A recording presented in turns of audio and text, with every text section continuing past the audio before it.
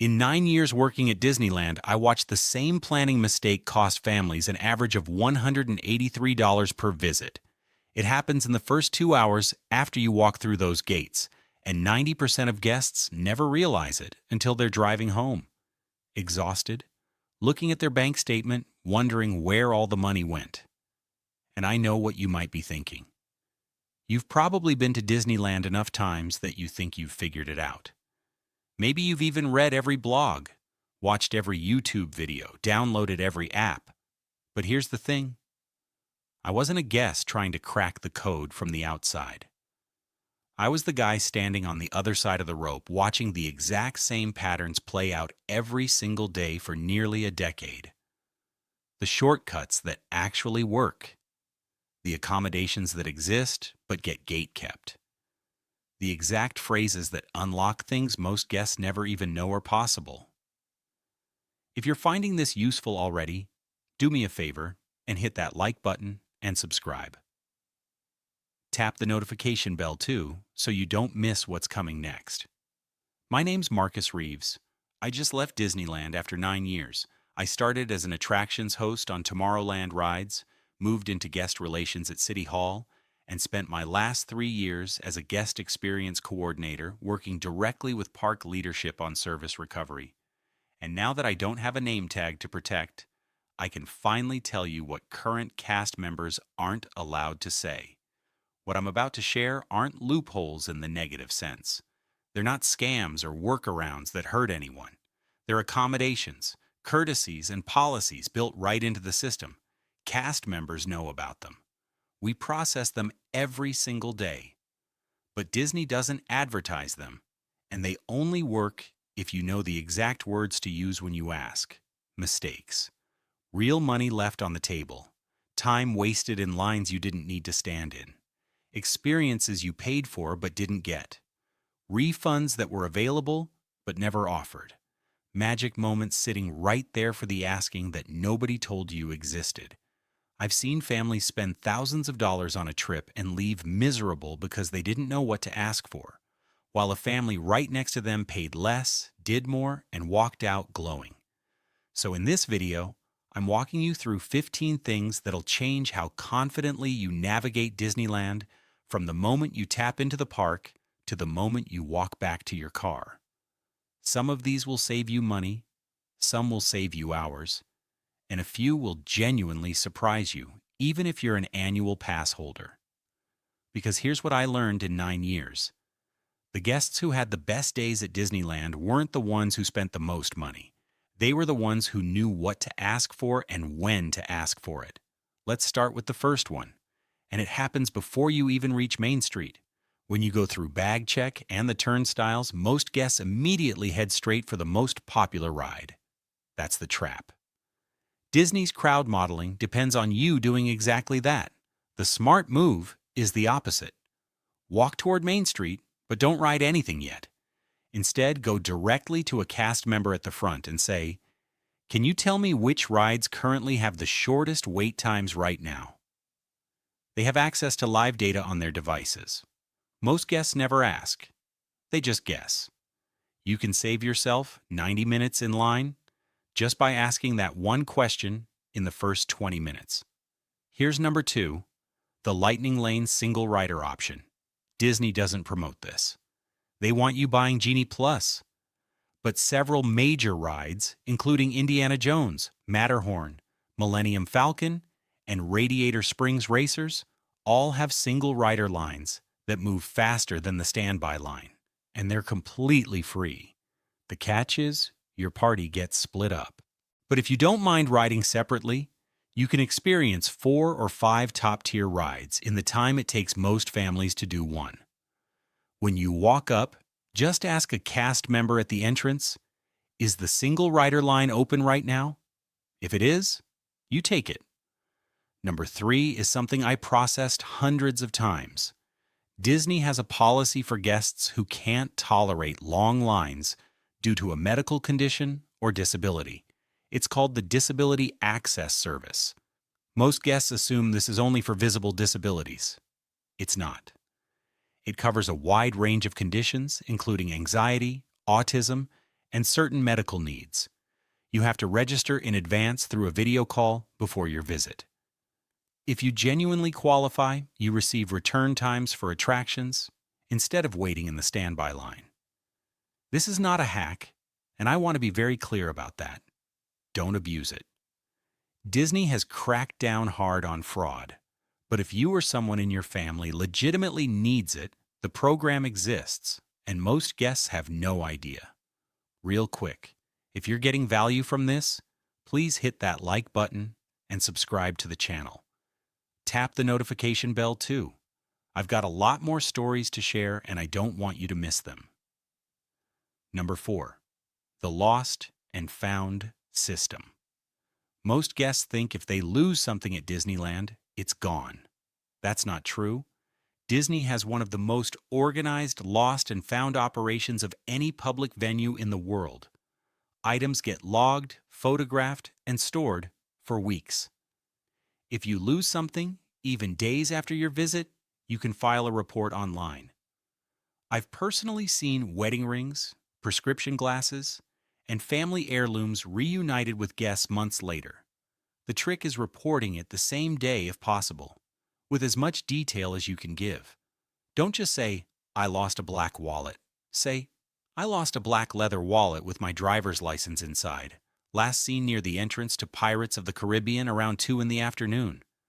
Specific details get specific results. Number 5. Dining reservations. The official line is that popular restaurants like Blue Bayou and Carthay Circle book up 60 days in advance. That's true on paper. But here's what most guests don't realize. Cancellations happen constantly, especially the morning of and the day before. If you check the app at exactly 7 in the morning, you'll often find tables that opened up overnight. And if you're already in the park and you want to dine somewhere that shows fully booked, walk directly to the host stand and ask, "Are there any walk-up tables available or a wait list I can join?" I've seen guests get seated within 20 minutes at restaurants that were supposedly impossible to get into. Number 6. Most guests don't realize you can request a sample of almost any food item at most quick service locations. If you're not sure whether you'll like a particular dish, just ask politely, "Could I try a small sample of this before I order?" Cast members are trained to accommodate this. Same goes for ice cream, popcorn flavors, and beverages. You're spending real money on food, and you have every right to make sure you'll enjoy it before you commit. Number 7. The Photo Pass system. Most guests pay for Memory Maker without realizing how to maximize it. Here's what cast members know that you don't. Every PhotoPass photographer can take what we called magic shots, which are special photos with Disney character overlays added later. You have to specifically ask. They don't always offer it. Walk up and say, "Are you doing any magic shots today?" Most will say yes and walk you through several poses. Same character spot, 2 minutes longer, 4 times the photos.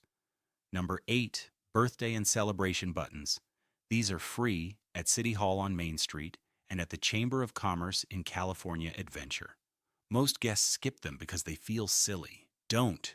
When you wear one of those buttons, cast members all over the park are trained to acknowledge it. That means free desserts at restaurants, character interactions that last longer, special greetings, and occasionally surprise gifts.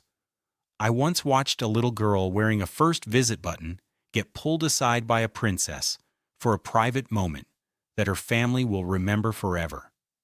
The button costs nothing. The magic it triggers is real. Number 9. If you have a baby or toddler with you and they're too small to ride a particular attraction, ask the cast member at the entrance about ride or switch. Here's how it works. One parent waits with the child while the other parent rides. Then they switch and the second parent gets to ride without waiting in line again. Most cast members will also let one older sibling ride a second time with the second parent. It's a way Disney built fairness into the system for families with small kids. But you have to ask for it. Walk up to the entrance and say, "We'd like to use Rider Switch, please." That's it. Now we're at the halfway point. If this is genuinely helping you plan your next trip, please take 1 second to hit the like button and subscribe. Tap the bell so you get notified when I drop the next video. I'm only doing this because I have a feeling someone out there needs this information before their next visit. Number 10. Cooling stations and water access. Disneyland sells bottled water for almost $6. You don't need to buy any of it. Every quick service restaurant in both parks will give you a cup of ice water completely free. Just walk up and ask, "Could I have a cup of ice water, please?" They won't refuse. Bring a refillable bottle if you want, but you don't even need that. And if your kids are overheating, there are air-conditioned ride queues that double as cooling stations. The Innovations Building, the Star Wars Launch Bay, and the Animation Academy in California Adventure are all places I'd send overheated guests on hot days. None of them have long waits, and all of them are cold inside. Number 11. Ride breakdowns are not always bad news. When a major attraction goes down while you're in line or right after you exit, cast members can sometimes issue what's called a recovery pass. This gives you a return time later in the day to come back and ride without waiting. Most guests just walk away frustrated. The smart move is to stay calm and ask, "Is there any recovery option for the time we waited?" Sometimes the answer is no, but sometimes you walk away with a pass that lets you skip the line on something even better. Number 12. The hotel pool secret. If you're staying at one of the 3 Disney Resort hotels, you have access to all 3 pools, not just the one at your hotel. The Disneyland Hotel pool has water slides. The Grand Californian has a more relaxed family vibe. The Pixar Place Hotel has a rooftop pool. Most guests don't know they can use all 3. Just bring your room key and you're good to go. It's a way to extend your trip if you have a non-park day or if you want a midday break. Number 13. If you're celebrating something significant, a honeymoon, an anniversary, a milestone birthday, you can call ahead and request a special amenity package at your hotel or even at certain restaurants in the park. These aren't published anywhere obvious. Sometimes it's a small dessert plate. Sometimes it's a handwritten note from a character. Sometimes it's something bigger. The way to ask is simple. Call the resort directly before your stay and say, "We're celebrating our anniversary during our visit. Are there any special touches you could arrange?" Cast members love these requests. They live for the chance to make someone's day, but they can't do it if you don't ask. Number 14. Most guests don't know that if a ride fails to deliver the experience promised, you can sometimes request a service recovery. I'm talking about situations where the audio was out, the lights came on mid-ride, or the special effects weren't working. If something significant was wrong with the ride experience, you can walk to City Hall or Chamber of Commerce afterward and say, "We just rode this attraction, and several major elements weren't functioning. Is there anything that can be done?" I've issued fast passes, free dessert vouchers, and even priority access to other rides for situations like this. The key is reporting it the same day, being polite and being specific. Vague complaints get vague responses. Specific issues get real solutions. We're getting close to the end, but I want you to stick around for the last one because it's the most important. If you've made it this far, please do me a favor and hit like and subscribe. Tap the notification bell too. The next video I have planned is the 3 specific phrases that got guests upgrades I wasn't technically supposed to approve, and I don't want you to miss it. Now here's the big one. And this is what I really want you to understand. When you walk up to a cast member at City Hall, or to a host at a restaurant, or to any frontline position in the park, that cast member can often pull up your visit history if you scan your ticket or annual pass. They can see how often you've visited, whether you've had any issues in the past, what dining reservations you have, and how you've interacted with the park. If you've been a respectful guest, if you've never abused the system, if you're polite and specific, that cast member has more discretion to help you than you realize.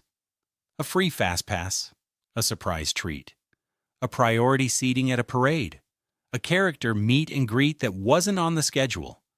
But that discretion vanishes the second you become rude, the second you start yelling, the second your visit history shows a pattern of complaints designed to extract freebies.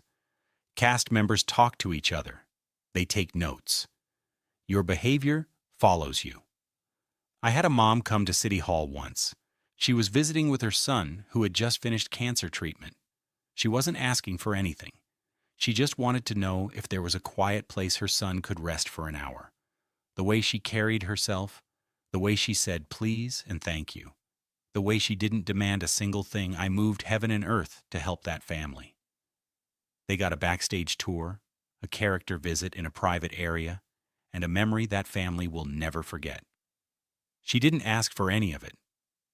She just earned it by being kind.